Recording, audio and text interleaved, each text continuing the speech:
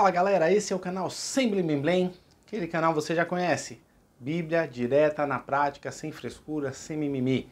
E estamos dando continuidade aqui à nossa série Os Improváveis, né? Semana passada nós falamos ali da seleção dos 12 que Jesus escolheu. Agora hoje eu quero te fazer uma pergunta. Se tivesse uma vaga para escrever livros sobre você, eu preciso de livros sobre a sua vida, sobre aquilo que você pensa. Eu preciso que você escreva livros, inclusive, para pessoas que querem acreditar na sua mensagem, que querem conhecer você. Aí eu vou escolher alguém para escrever esse livro sobre você. Aí sabe quem eu vou escolher? Um hater. Sabe o que é um hater? Hater é um odiador profissional. É uma pessoa que te odeia, assim, ela te odeia conscientemente, ela decide te odiar, ela te observa, ela te persegue, tudo que você posta, tudo que você fala, ela critica, ela está pronta para fazer isso. Então você teria coragem de pedir para essa pessoa escrever um livro e ser o seu representante, escrever livros sobre você? Jamais, né? Mas é muito improvável se eu fosse falar lá no começo da igreja, lá no comecinho, de que o Saulo seria esse homem que escreveria livros sobre Jesus. Por quê? Porque Saulo era um baita de um perseguidor da igreja. Saulo era um cara pesado. E até para falar um pouquinho sobre essa história do Saulo aí, perceba, esse Saulo, ele vai se tornar um cara extremamente importante do Novo Testamento, mas não foi sempre assim. Eu convido você para ler aqui comigo Filipenses 3, a partir do versículo 3. Diz o seguinte: alegramo-nos no que Cristo fez por nós. Não colocamos nenhuma confiança nos esforços humanos. Ainda que, se outros pensam ter motivos para confiar nos próprios esforços, eu teria ainda mais. Paulo está falando, se fosse para confiar no próprio currículo, na própria importância, eu teria muito para confiar. Por que Paulo está falando isso? Versículo 5. Eu fui circuncidado com 8 dias de vida. A lei dos judeus preconiza isso, que o menino tinha que ser circuncidado com 8 dias de vida. Paulo foi. Ele fala, eu sou israelita de nascimento, da tribo de Benjamim. Então, o que Paulo está querendo dizer? Olha, eu sou de uma tribo rara, não sou da tribo dos judeus, que é a mais comum, que é o que mais tinha na época. Ele era da tribo de Benjamim, né? E eu sou um verdadeiro hebreu. Não? Então ele não era necessariamente judeu da tribo de Judá, ele era um hebreu. Era membro dos fariseus, extremamente obediente à lei judaica. Em outro texto, Paulo vai dizer que ele era um cidadão romano também e que ele foi formado aos pés de Gamaliel, que era um dos grandes líderes, uma escola judaica muito importante na época, hoje como se fosse uma dessas universidades aí famosas, a USP, a Universidade Federal, enfim, Paulo está dizendo, olha, esse era o meu currículo, eu era um fariseu, fazia parte do conselho, formado aos pés de Gamaliel, eu sou judeu, eu sou hebreu, mas eu também sou um cidadão romano, ou seja, o cara. Era tão zeloso, Saulo, né, na época, Saulo era o nome hebraico e Paulo era o nome grego. Paulo tinha dupla nacionalidade, então ele tinha o nome hebraico e o nome grego. Muitas pessoas acham que Deus mudou o nome dele, não. Ele era Saulo quando ele falava para os hebreus e ele era Paulo quando ele falava para quem não era hebreu. Então, ele está dizendo que ele era Saulo, né? Ele era tão zeloso que ele perseguiu a igreja. E quanto à justiça, cumpria a lei com todo rigor. Pensava que essas coisas eram valiosas, mas agora as consideram insignificantes por causa de Cristo. Sim, todas as outras coisas são insignificantes, comparadas ao ganho inestimável de conhecer a Cristo Jesus, meu Senhor. Por causa dele, eu deixei de lado todas essas coisas e as considero menos que lixo, a fim de poder ganhar a Cristo. Abriu mão do currículo dele em favor de ganhar a Cristo e nele ser encontrado. Então, ele abre mão do currículo dele para que ele possa se encontrar com Cristo. Não conto mais com a minha própria justiça, com a minha qualidade, com o meu currículo, com o conhecimento que vem da obediência à lei. Então, ele não conta mais com a obediência dele, mas sim com a justiça que vem da onde? Que veio pela fé em Cristo. Pois é com base na fé que Deus nos declara justos. Deus não nos declara justos porque nós merecemos ou porque nós cumprimos a lei. Nós somos declarados justos com base na fé no Senhor Jesus Cristo. Quero conhecer a Cristo e experimentar o grande poder que o ressuscitou.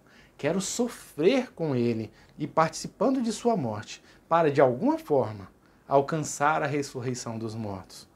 Não estou dizendo que já obtive tudo isso, que já alcancei a perfeição. Ele está falando, não, eu não alcancei a perfeição ainda, mas prossigo a fim de conquistar essa perfeição para a qual Cristo Jesus me conquistou.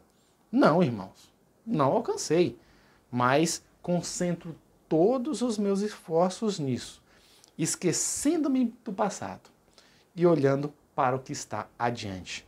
Prossigo para o final da corrida, a fim de receber o prêmio celestial para o qual o Deus nos chama em Cristo Jesus. Esse é o Paulo. Paulo, quando ele está falando para quem não era hebreu, né, para quem não era judeu, ele falava que o nome dele era Paulo, ele usava o nome dele romano. Paulo, ele escreveu 13, no mínimo 13 livros do Novo Testamento. Tem aí o livro de Hebreus, que alguns acham que foi ele, outros acham que não, não tenho certeza, não vou falar. Mas 13, sim, são escritos pelo apóstolo Paulo. Veja bem, ele tinha todo um passado, ele tinha toda uma história de coisas que aconteceram com ele no passado. Em relação a isso que eu quero falar com você. Primeiro, Paulo fez muita coisa errada? Fez. A Bíblia vai dizer que ele consentiu na morte de Estevão, por exemplo, lá em Atos capítulo 7. Complicado, né? Ele consentiu. Diz que os homens jogavam aos pés de Saulo as roupas quando eles estavam apedrejando o Estevão. Ele perseguia, entrava nas casas, prendia as pessoas e obviamente que esses cristãos eram mortos, muitos deles eram mortos, né?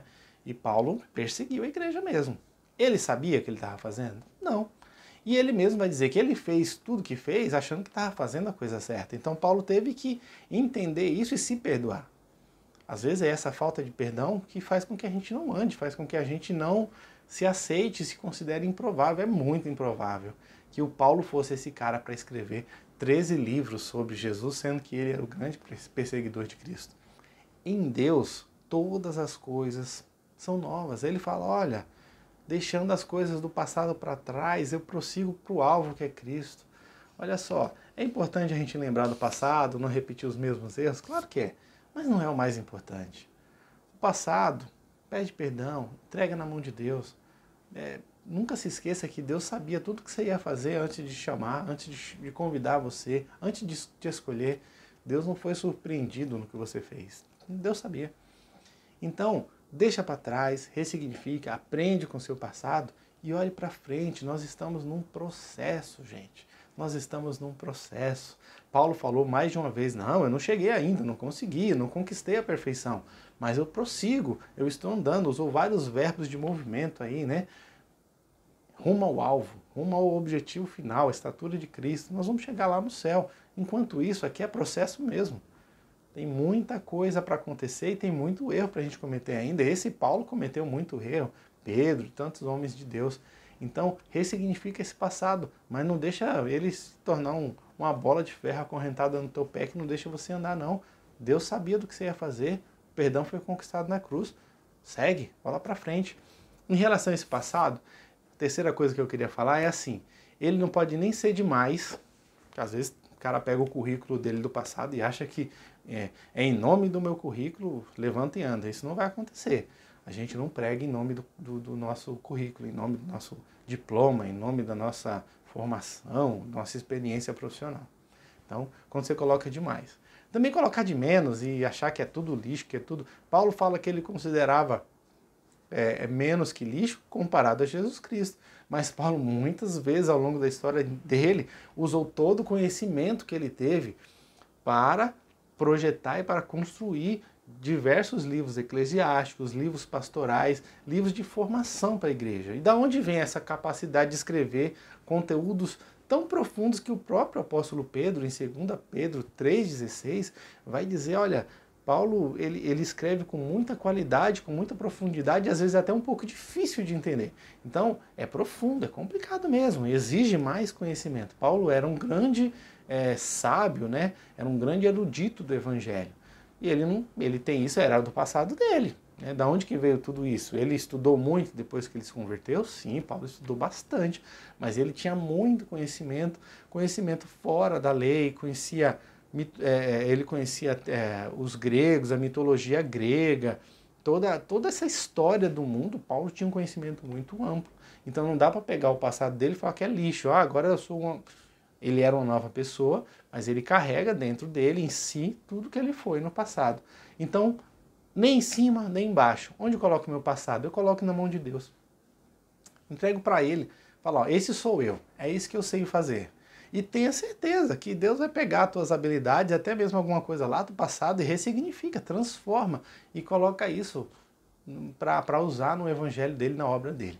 Então, ressignifica esse passado. Se foi alguma coisa ruim que você fez, saiba que tem gente que fez muita coisa ruim e foi muito usado por Deus. Um exemplo era o apóstolo Paulo, o improvável escritor da palavra de Deus. Gente, fiquem com Deus. Espero vocês no próximo vídeo. E se você ainda não é inscrito nesse canal, se inscreva no canal, acione o sininho, dê o seu like. Acione o sininho, você coloca todas as notificações. E toda vez que sair um vídeo novo, você vai ser avisado. Quando você dá esse like aí, o YouTube entende, estão gostando, vai indicar ele para mais pessoas. E você também indica para alguém que de repente você acha que esse conteúdo é bacana e vai levar uma mensagem boa para essa pessoa. Fiquem com Deus, até o próximo vídeo. Tchau, tchau.